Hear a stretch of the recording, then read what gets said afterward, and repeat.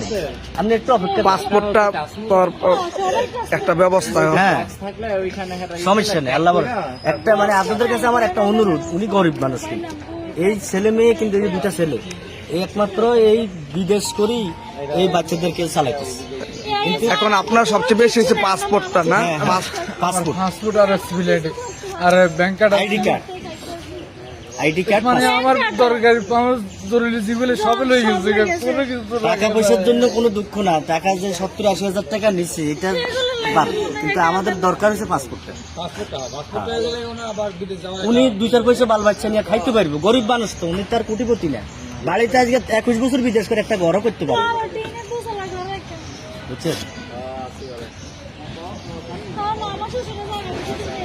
21টা বছর বিদেশ করতেছে, দেশের মধ্যে আমরা যা পাঠাই শুধু নিজের ফ্যামিলি চিন্তা করি না, দেশের চিন্তা করি, আমরা বিদেশ করি, আমরা যা পাঠাই।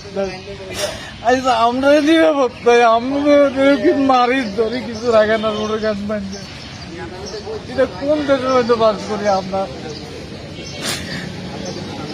আমরা বিদেশে বাড়ি বেঁধে এত অকমানি, এত বেজ্জতি, নিজের দেশের মধ্যে অকমানি বেজ্জতি।